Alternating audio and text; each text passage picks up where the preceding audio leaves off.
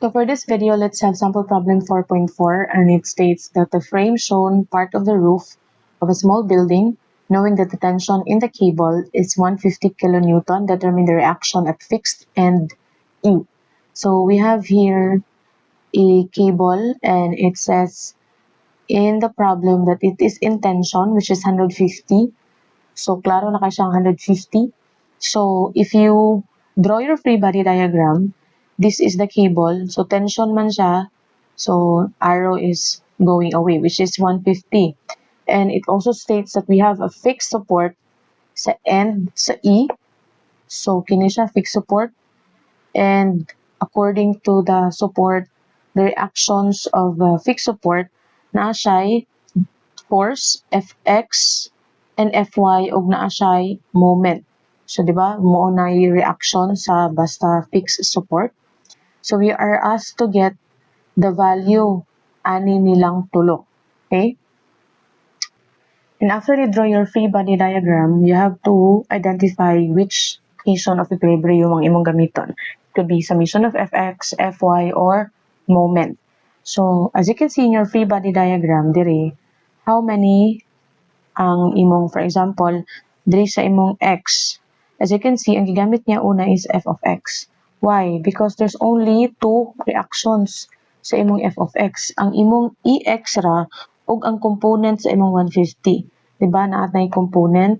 We can have fx nga component na po ta diri fy na component.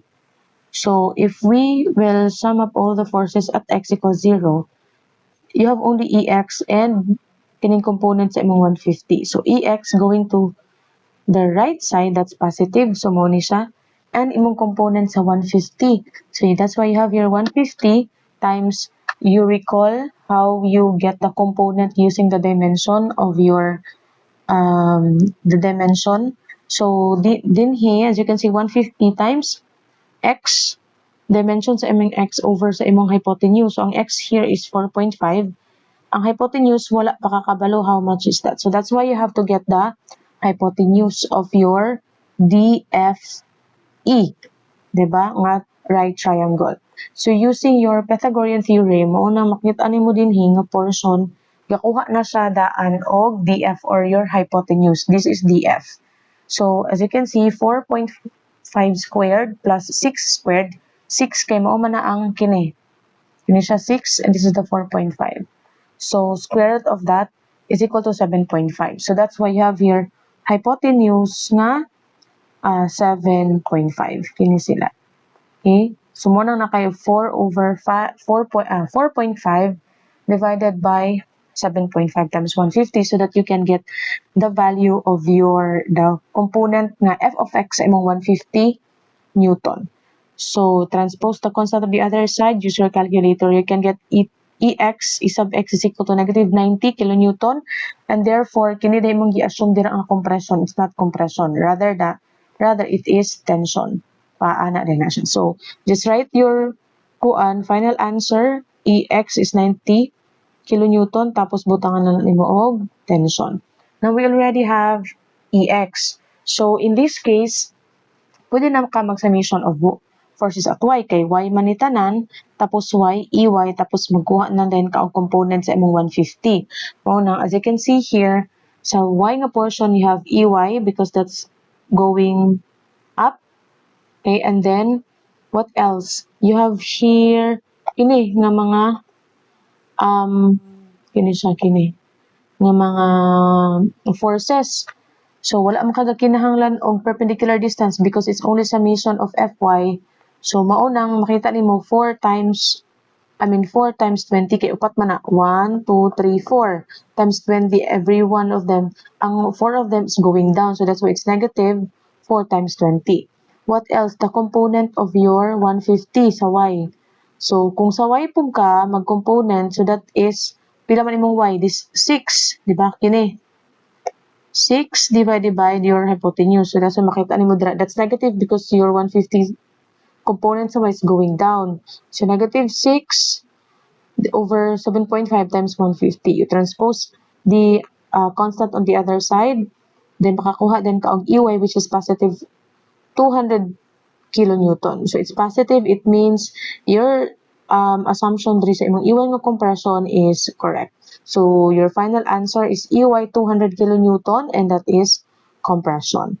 Now the next imong kuhaon is si moment E, ME. So summation moment at E equals 0. So wala kabalo kung pila si ME, no. But we have here, okay, nakuha naman nimo tanan diri nga mga reactions. Tagsa-tagsa una dayon nimo ni. Si 20 kilonewton going to E, that's counterclockwise. Dayon 1 point, pila na ka 1.8? 1, 2, 3, 4. So that's 7.2. So mao nang positive 20 times 7.2. Next, the second nga 20. So that's 1.8. 1.8 plus 1.8, that's 5.4. Positive gyapon kay counterclockwise. The next 20, positive gihapon, that's 1.8 plus 1.8 na lang, so that's 3.6. The fourth nga E, kini siya, kini going to that direction, so 20, positive gihapon niya, kini na lang yung perpendicular distance, so that's why you have 1.8. What else? Wala na kay EY, no, og EX, dili na ka magkuha ana og moment EY o EX kay kung mag-moment ta at E, ma-zero man ang EX o EY. So, kini na lang dayon si F, si 150 nga component. Wala na pud ni si Fx kay it pass through E man. So, it pass through E. So, zero na sa so nabilin si Fy na lang. Which is, mao ni, 150, it's going to that direction. So, it's clockwise. So, that's why it's negative. Kana siya. And then, ang ihang kanang 6 para makuha nato ang yang y component, that's 6 over 7.5 gihapon, no, I will erase abi. Okay, kini siya 6 over 7.5 times 150, tapos iyang 4.5 kini, that is the perpendicular distance, plus ME. Kini i-add nimo, of course, kinaaman kay moment ME mo man na imong kinahanglan kuhaon. Naaman siya din ha. So, plus moment ME is equal to 0. Transpose all the constant to the other side. Makakuha kag ME nga 180 kilonewton meter. Therefore, kay positive man siya, it means that is truly counterclockwise. So, that's your final answer. Okay?